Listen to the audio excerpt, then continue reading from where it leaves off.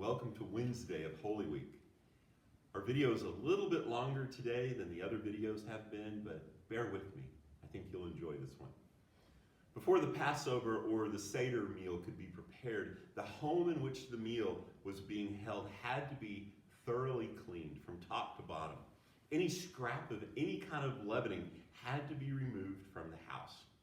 That means that any breadcrumbs, any cracker crumbs, any old pretzels that were hiding underneath the refrigerator, it all had to be cleaned out and thrown away. Cleansing the house from leaven symbolizes the cleansing from sin and unbelief that God desires to accomplish in every person's life. While the homes were being cleansed from leaven, the priests were busy in the temple as well, preparing for the Passover meal. Every family, or even groups of families, needed a lamb for the meal, and each of those lambs needed to be examined to make certain there was no blemish upon it. The animal was offered as a sacrifice before it was served as the main course in the meal, and every sacrifice had to meet the proper requirements handed down by God in the Torah.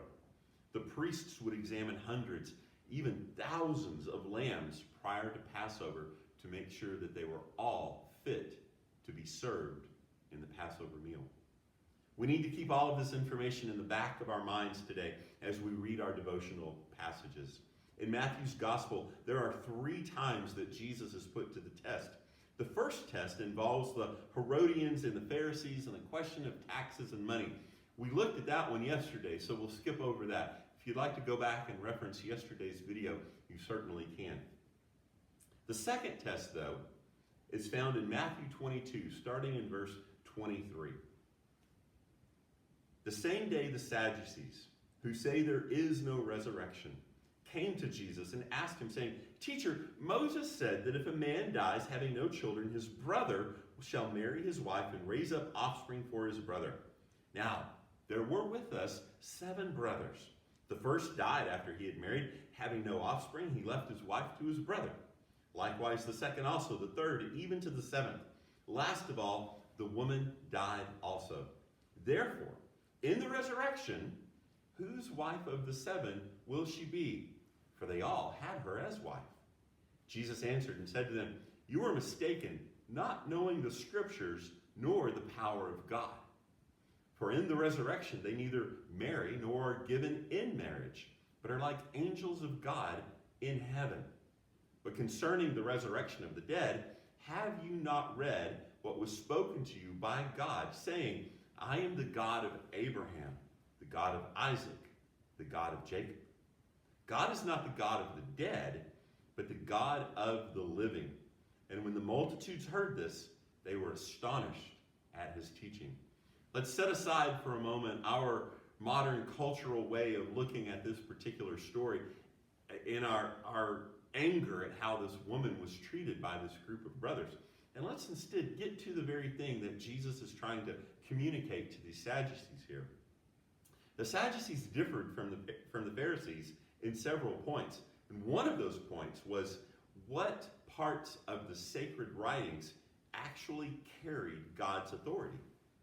The Pharisees saw God's authority throughout all of what we would refer to as the Old Testament. That would be the Pentateuch, the first 5 books of the Bible, the prophets, and the wisdom writings.